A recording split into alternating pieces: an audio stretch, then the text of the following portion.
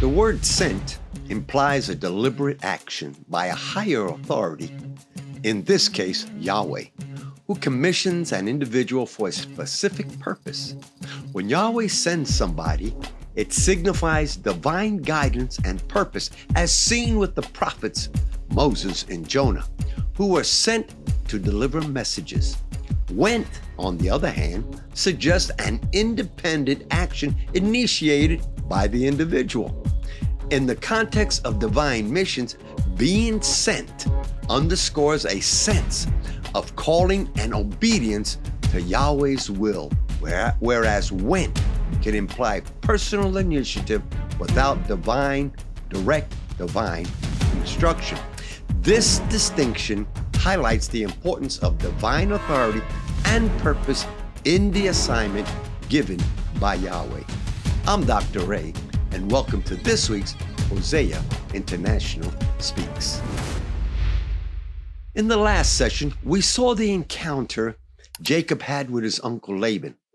And in this week's session, we will look at the final of the patriarchs who will represent Yahweh here on the earth.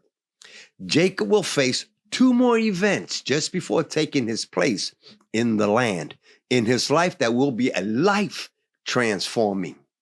In his first and name-changing event is Jacob's encounter with who I will call the midnight wrestler. We don't know his name of the person until we get to another form of scripture where he wrestled with, as scripture says, with just a man. The Hebrew word used here is the word ish, which is also used in Genesis chapter 1:26. But in order to get more insight into the individual that Jacob had to encounter, we're going to have to look at the book of Hosea chapter 12, verses 2 through 4, and it reads like this. Yahweh also has a dispute with Judah, and he will punish Jacob according to his will. He will repay him according to his deeds. In the womb, he took his brother's heel, or by the heel. So you understand that that's Jacob. And in his maturity, that means when he has grown up, he contended with Elohim. Yes, he wrestled with the angel and prevailed. He wept and, notice that. We didn't read that back in Genesis. He wept and sought his favor. He found him at Bethel, and there he, talking about Yahweh, Elohim, spoke with us. Let's look at this portion of scripture carefully as it reveals who the man Jacob was wrestling with. It first says that Jacob was contending with Elohim. This took place after having departed from Laban's presence, or Laban leaving his presence and going back home. The word contend here is the Hebrew word sarah, and it means to persist, to exert oneself. But this contention did not come without tears, because this portion of scripture says that Jacob wept bitterly and that he asked for favor. And he did this at Bethel, the house of El. Jacob was therefore contending for the house, that which was placed upon Abraham in the beginning. Isaac took over, and now the full force is now coming upon the man Jacob. That is, Jacob now had the responsibility as the master of the house to strive for its survival and protection. Is it any wonder that he was vehemently striving to get the blessing that was by birth Esau, but then again, the blessing belonged to the one who had the birthright, and Jacob had the birthright. And in this case, Jacob was the rightful person to inherit the blessing of the father. Because he now had both the birthright and the blessing, then Jacob was the one who was obligated to contend for the survival of the house, or as we have been alluding to in the last few sessions, the holy convocation of country fellowshipmen,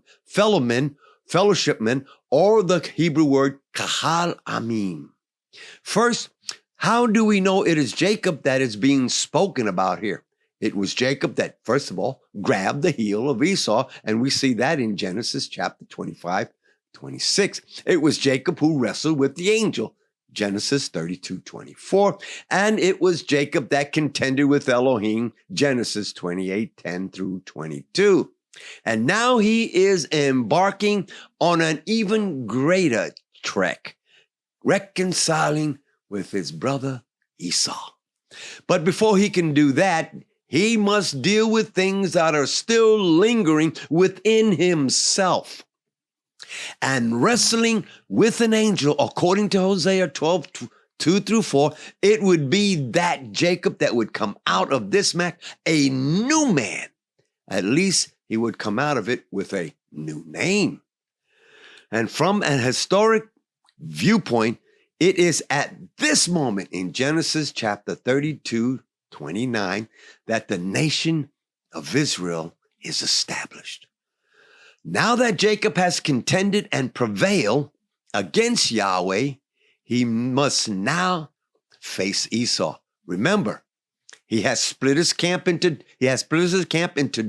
two different groups, so that just in case Esau attacks the first, the second camp could escape.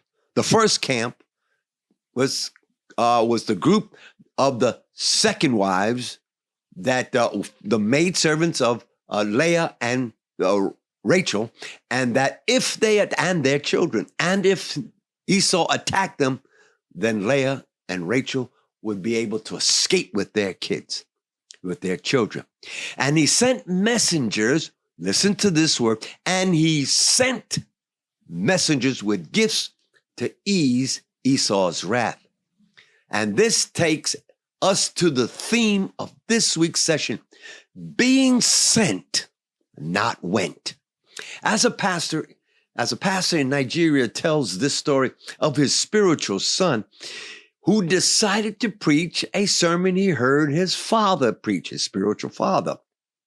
He met up with the people that he, the son, was trying to expose. And instead of getting the same response as his spiritual father, those that he was bringing his message against waited outside the church and beat him and broke his teeth. And he went to his father and asked, how come they didn't do that to him? To which his father answered, listen to this, I was sent, but you just went. If we're going to take on Yahweh's ministry, we have to hear what he is saying and respond accordingly. If he says go, then it is time to go. Note, if he doesn't say anything, then we must wait until he sends. You might have the ambition to do exactly what Yahweh is saying, but your timing and his timing are totally different. We might be operating on Chronos timing, and Yahweh is operating on Kairos timing. Therefore, in your endeavors to do the work of the ministry, wait till you are sent. The word sent in the Hebrew, we mentioned this a couple of sessions ago, is the Hebrew word vayishla.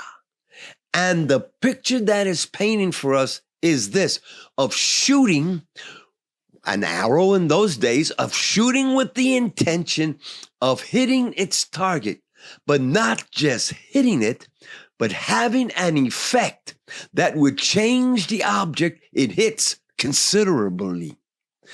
And when Yahweh sends you, especially in these days, he wants and is desiring that you would be effective in where he decides to release you into, that you might be effective and hit the target that you're aiming at, that he's aiming at.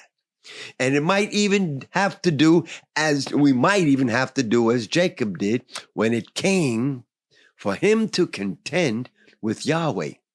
You might have to get down on your knees, face in hands, and weep before him violently if you have to, just like Jacob did, and seek Yahweh's face intensively, especially when it comes to what he might be calling you to do. Jacob did just that after releasing his 2 companies ahead of himself. It seemed that he knew what he might be embarking upon, and the responsibility might have been weighing heavy upon him. He was now returning to the land of his father, and he knew that he couldn't do this alone. After a night at the fight, he has decided that his petition has been met with satisfaction. He has sent his 2 companies ahead of himself, and it seems that the gifts were sent with the precise thought of hitting its target and might have done some good. With the gifts also was sent the exact instructions upon what to say, which was another way of hoping that the arrow sent would do what it was sent to do, and that it was to appease Esau in any manner. Now, whether the gifts Jacob sent ahead had the effect desired is not stated. All we know is that Esau, when he came, he seemed to be on a friendly state of mind. It might have been because Esau said that he had plenty and didn't need it. Maybe that was going through his mind. But Jacob went upon seeing Esau, and they began conversing. Jacob insisted that Esau receive it gladly. But even more, it seems that any animosity that Esau might have had toward his brother has subsided, and all is forgiven. This, I'm sure, surprised Jacob.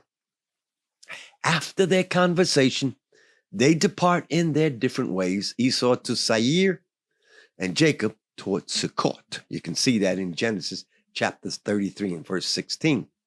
Jacob seems to have everything in order upon returning to Canaan.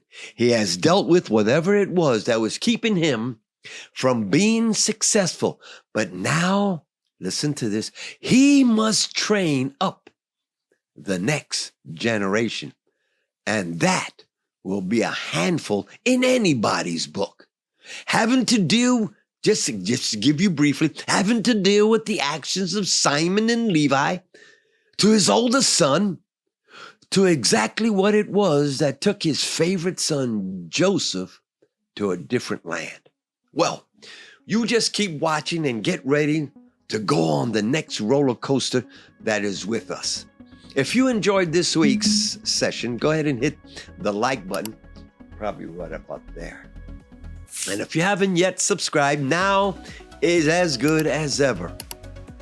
You can give by scanning either QR code, whichever one that you would like. If you need to, you can freeze the frame right there. Use your phone, scan, and I'm ahead of time. Just thank you for supporting this ministry. Well, I'm Dr. Ray, and I'll see you next week on Hosea International Speaks.